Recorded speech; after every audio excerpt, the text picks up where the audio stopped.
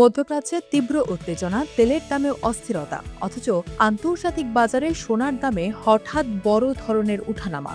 দেশের বাজারেও প্রায় এক ধাক্কায় বদলে যাচ্ছে সোনার দাম।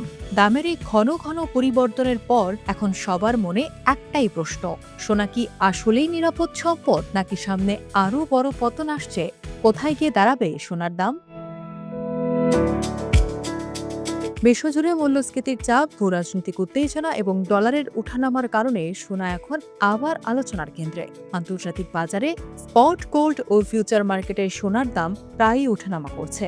একই সাথে রূপা, প্লাটিনাম এবং প্যালাডিয়ামের দামেও এর প্রভাব দেখা যাচ্ছে। কিন্তু কেন এমন অস্থিরতা? এর পেছনে বড় একটি কারণ হল মধ্যপ্রাচ্যের সাম্প্রতিক ভূরাজনৈতিক পরিস্থিতি। বিশ্ব রাজনীতিতে যখনই নতুন কোনো উত্তেজনা তৈরি হয়, তখনই আন্তর্জাতিক বাজারে অপরিশোধিত তেলের দাম এক লাফে অনেকটাই বেড়ে যায়। স্বাভাবিকভাবে যুদ্ধ বা অস্থিরতার পরিস্থিতিতে সোনার দাম বাড়ার কথা থাকলেও বর্তমান বাজারে অনেক সময় দেখা যাচ্ছে একদম উল্টো চিত্র।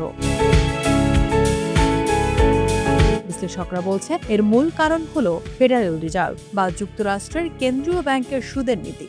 বিশ্ববাজারে যখনই তেলের দাম বাড়ে, তখন বিশ্বজুড়ে মূল্যস্ফীতি আরও বাড়ার শঙ্কা তৈরি হয়। আর মূল্যস্ফীতি বাড়লে মার্কিন ফেড সুদের হার বাড়িয়ে দিতে পারে এমন একটি সম্ভাবনা জোরালো হয়। অর্থনীতির নিয়ম অনুযায়ী সুদের হার বাড়লে সোনা সাধারণত চাপের মুখে পড়ে, কারণ সোনা জমিয়ে রাখলে কোনো নিয়মিত সুদ বা বাড়তি আয় পাওয়া যায় না। ফলে বিনিয়োগকারীরা তখন সোনা বিক্রি করে বন্ড বা সুদভিত্তিক সম্পদের দিকে ঝুঁকে পড়েন। এছাড়া মার্কিন ডলার শক্তিশালী হলে আন্তর্জাতিক বাজারে সোনা কেনা অন্য দেশগুলোর জন্য ব্যয়বহুল হয়ে পড়ে, ফলে চাহিদাও কমে যায়। আর ডলার দুর্বল হলে সোনার বাজারে আবার নতুন গতি আসে।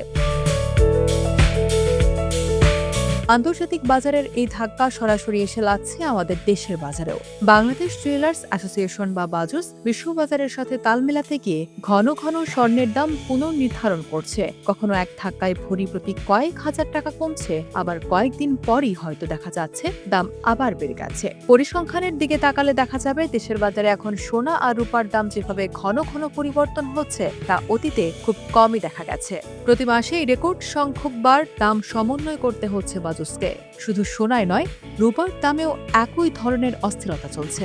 ফলে সাধারণ ক্রেতা থেকে শুরু করে বড় বিনিয়োগকারী সবাই এখন বেশ দোটানার মধ্যে আছেন। ইতিহাস বলে দীর্ঘমেয়াদে সোনা মানুষের ক্রয় ক্ষমতা ধরে রাখতে পারলেও স্বল্প মেয়াদে এর দাম সবসময় এক থাকে না। আগামী দিনগুলোতে সোনার দাম কোথায় গিয়ে ঠেকবে তা মূলত তিনটি বিষয়ের উপর নির্ভর করছে: আমেরিকার প্রকৃত সুদের হার, মার্কিন ডলারের শক্তি বা দুর্বলতা এবং মধ্যপ্রাচ্যের যুদ্ধ পরিস্থিতি। যদি আন্তর্জাতিক সংকট দীর্ঘস্থায়ী হয় এবং সুদের হার কমে, তবে সোনার দাম আবার রেকর্ড ভাঙতে পারে। আর তা না হলে বাজারে আরও কিছুটা দরপতন দেখতে পাওয়া যেতে পারে। তাই সোনা কেনার আগে বিশ্ববাজারের এই হিসাব মাথায় রাখা অত্যন্ত জরুরি।